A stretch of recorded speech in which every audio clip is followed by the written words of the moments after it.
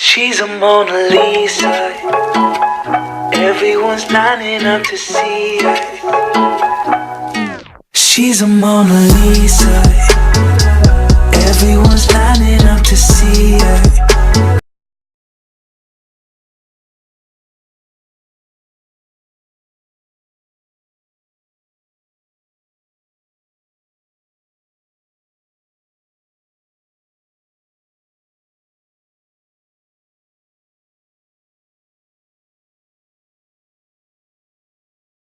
So guys, I'm currently in the bathroom because everybody else is asleep because it is 5 in the morning. But if you're wondering why I'm so early and you didn't read the title today, it's gonna be a very interesting day. It's a very productive day. I have a bunch of things to do, but the biggest thing is that I have to go to a debate competition in the ATL, you know? Yeah. So just see me get ready. But if you want to skip to certain times, like exposing Chick-fil-A, go away to Mickey D's, on the bus, all that type of stuff, right here, up in this corner. Pause it if you want to. I'll pause it for you.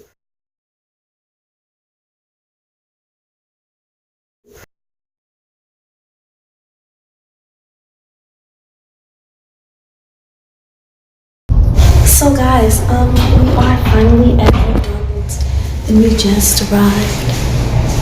I hope nobody's in here. Oh my god, it sounds like somebody's in here. Hold up. But we're finally at McDonald's and yeah, we just ordered our food. I got some bacon and eggs and hash browns and all that jazz. So, child, this is a mukbang. So, you guys get the first bite, or the 10th bite. You kind of used to know that regular sleep.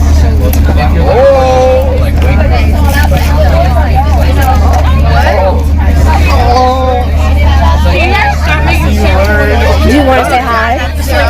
Coffee is what you make coffee. You know what I'm saying? Okay, then. A bit of bacon on the bottom first. Okay. Oh, he brought a bag. Now I have a little bit of eggs.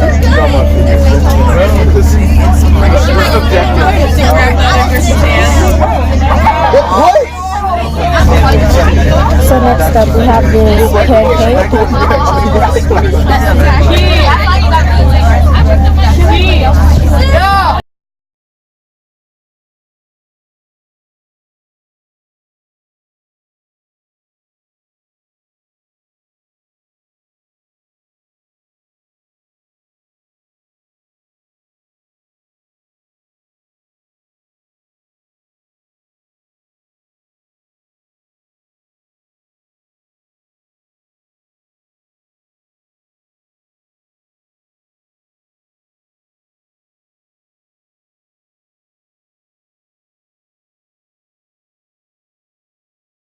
A great war will start if we stop arms sales. Countries will get arms from China and use them against us because we didn't provide them with their arms. Our economy is being put at risk by not selling arms. Like my partner stated in her impact card, if we stop selling arms, a great war may start. Without people, we have no economy to strengthen. The war could also have major effects to other countries, maybe even the whole entire world. Next, I believe that it will take 1 year for a great war to start. If we can create conflict like we usually do, then it will take less time. Now, how long will it take for us to get arms so we can defend ourselves during the war?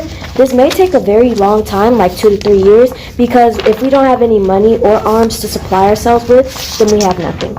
Next. Yes, the plan links. Arms sales are key to jobs and national security. Naval 423. The F-16 production line in Greenville, South Carolina would not be having a ribbon-cutting ceremony today if it weren't for President Trump's bold advocacy with international partners. Of course, what happens with Greenville with F-16 won't stay in Greenville. According to Lockheed Martin, F-16 production supports over 16,000 jobs across only 41 states. Here's the bottom line. President Trump's bold and forward new thinking cap policy has strengthened the working partnership between the U.S. government and the American defense companies that supply warfare and allies with the best equipment on Earth. In doing so, it's significantly increasing arms transfers to our allies and partners to benefit of both economic and national security. So, as this month, as we celebrate the 1-year anniversary of President Trump's robust, successful conventional arms transfer policy and a new ribbon cutting in Greenville, let us all remember the essential truth.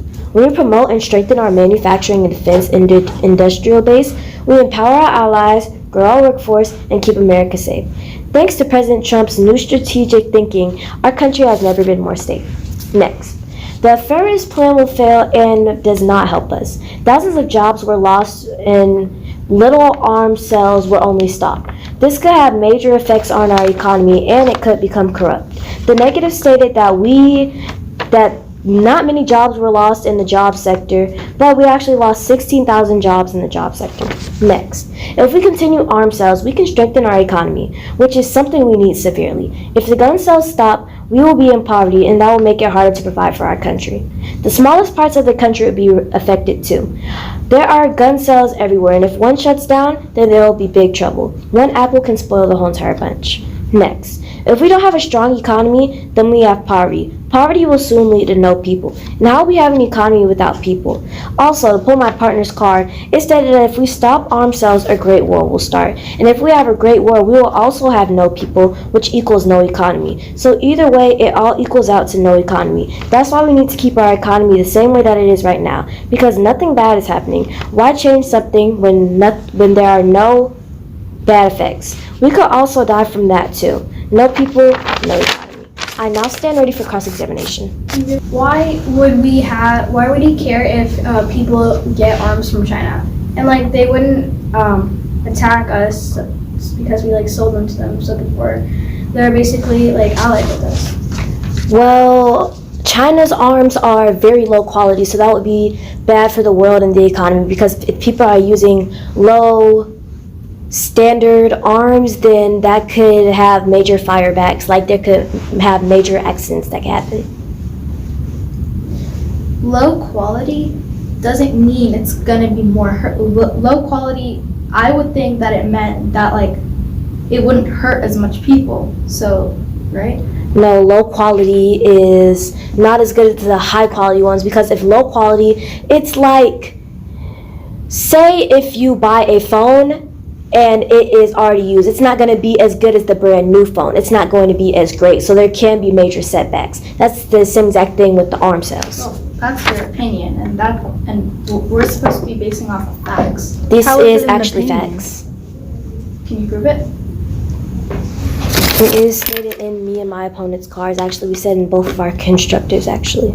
So you're saying something about a phone is written in your cards. No, that was just an example. What we said in our cards was that China's arms are low quality. I said that, and my partner also said that in her constructive. Yeah, I know it's low quality, but I mean, your opinion isn't stated as a fact. But anyways, I'll let you guys continue. This is the United States opinion.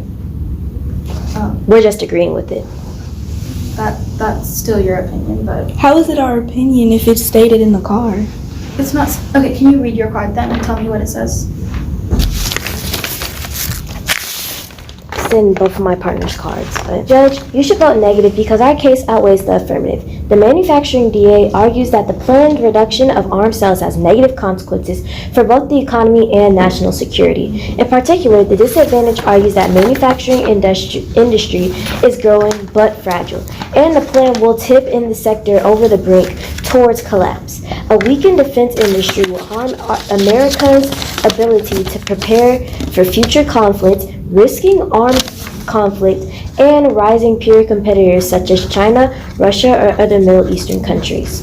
Next, now I will attack my opponent. My 1AC opponent dropped her Whitney 17 card, Contingent 2, Contingent 3, and the Cute Moral 2018 card. She failed to state her constructive, which represents that she is agreeing with the negatives cards because she failed to state hers. She stated that there are few jobs in the manufacturing sector, but as I stated, there are over 16,000 jobs across 41 states, not including the major ones. So that means that it's 16,000 plus jobs across 50 states. This is showing that the affirmative is invalid. Next, she read my 2AC opponent read the 1AC evidence that her partner didn't read. She also didn't read her GUI 2018, We Outweigh, or No Link card, which shows that they agree with our negatives plan because they weren't answering or stating their cards. They said that the armed sales sector makes no jobs, but as it states in the negative evidence, it supports 16,000 jobs across 41 states. And my 2AC opponent also said that there was no link card, which is clearly her second card. Next, now to my Mr. T. Our magnitude will have huge effects on America. Stopping armed sales could lead to a great war. Effects on America, a war could happen in 6 months. If we have no money or no arms, we have nothing to change. This comes to conclusion. Thank you, and please vote negative. They died. They did terrible. I'm not gonna say that they did terrible, but did they do good? Heck no! Oh my God! Like we decapitated them. No, they committed suicide. Ooh, we did great. Okay, we're about to go in the next room. So shh. U.S. weapons cannot be replaced. Other supplies are low quality and too expensive. GUI 2018. While it's true that Russia and China are indeed major exporters of armaments, the claim that U.S. weapons can be easily replaced by suppliers is not at least in short term. First, once a country is locked into a specific kind of weapon system, such as planes, tanks, or naval vessels, the cost to switch to a different supplier can be huge. Military personnel must be retrained on new equipment, spare parts need to be replaced, and operational changes may be necessary. After being so reliant on U.S. weapon systems for decades, the transitions cost to buy from another country could be prohibitive, even for oil-rich Saudi Arabia. The second problem with Trump's argument is that armaments from Russia, China, or elsewhere are simply not as sophisticated as U.S. weapons, which is why they are usually cheaper. Though the quality gap is quickly decreasing, to maintain its military security in the Middle East, Saudi Arabia has opted to purchase virtually all of its weapons from American and European companies. Next, We Outweigh. Prefer human rights to economic security. They're all endorsing 2018. The unpleasant truth is that underwhelming economic benefits cannot justify Washington's love of arms sales. Arms sales simply do not benefit the U.S. economy nearly as much as Trump likes to claim. Meanwhile, a large percentage of American arms sales goes to countries with horrible human rights records, to nations where arms are at risk of finding their ways into wrong hands, and to nations embroiled in dangerous and destabilizing conflicts. Given this, it is long past time to rethink Americans' arms sales policy. No link. The plan will have virtually no impact on U.S. jobs. Rebuttal in Arabia 2019. A case in point regarding the administration's exaggerated claims of arms sales-related jobs in Saudi Arabia, where President Trump has claimed that there are hundreds of thousands of U.S. jobs tied to arms sales. There are serious questions to whether arms sales-related jobs should be adequate reason to arm oppressive frozen minds. But putting that aside for a moment, President Trump's assertions on arms exports jobs don't stand up to minimal scrutiny. Based on actual deliveries of arms, U.S. ties to Saudi Arabia deals like numbers from ranges of 20,000 to 40,000, less than 10% of President Trump's claims of 500,000 jobs. U.S. arms sales more broadly also create far fewer U.S. jobs than is commonly assumed.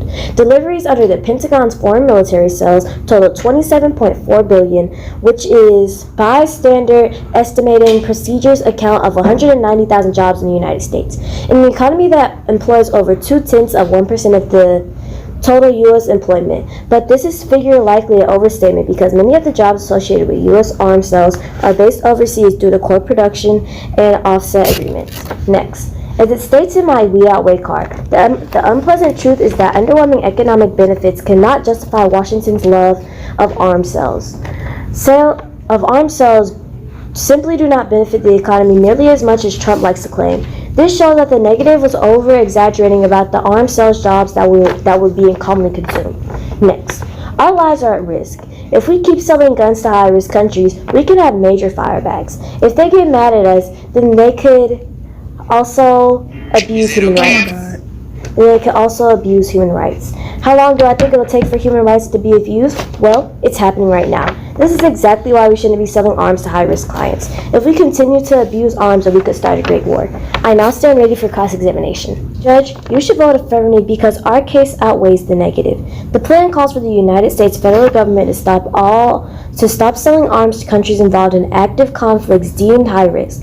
As my partner stated in her Constructive, arms sales can have deleterious effects on recipient nations. If we continue to sell arms, we can have many arm abuses, including human rights abuses. The negative states that we will run out of money and unemployment rates will go up, but we can create manufacturing jobs and ship things that we made to make money. If we stop selling arms, we could be saving lives, shaping a better world, and avoiding future violations of human rights. As my partner stated, one step in the right direction would be to stop selling arms to the riskiest nations, not to attack my opponent. My 1C opponent said that the cap policy isn't going to work 100%. So why we rely on something that we're not sure will work? This could give us big problems. Next. My 2R opponent said that human rights abuses will happen with or without their policy. So if we go with the negative, then they agreed that human rights will be abused. My 1R opponent said that the cap policy is up to date, but it was created in 2018, while ours was created in 2019. So theirs is no longer valid. 1R stated that if they vote negative, we will be safe. But if the arms end up in the wrong hands, then we can have major setbacks. With the world watching, the question is to what do we aspire? Thank you, and please vote affirmative.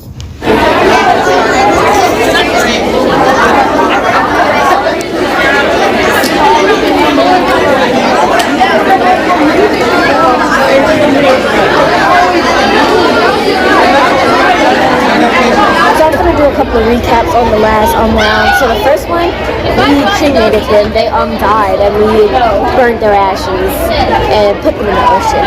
The second one, they were kind of calm, cool, and collected, but I feel like we still won. So yeah. The third one, what was the third one? The third one, I don't know. The third one, he told my judge that we won, so we definitely won that one. And the fourth one, there was a little incident, and wasn't me. Okay, guys, so yeah, back to the deets. Oh my god, back to the deets on the comp, right? So I'm sitting on the floor because my phone is literally on 34%, and I do not want to get on that bus and my phone dies. I'm trying to watch Disney Plus. You hear me? So what was I saying? Oh yeah. So on the third one, the guy who was literally doing it, he told my not judge, the lady that he told our coach that we won. So yeah, the fourth one.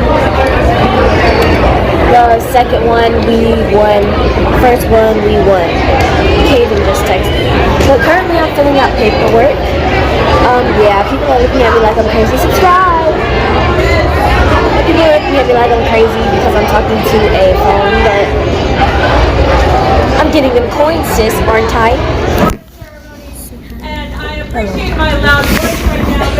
Now we're on to our giant division of the day. So this is going to sound like a lot of awards, and it is, but it's just a small percentage of you.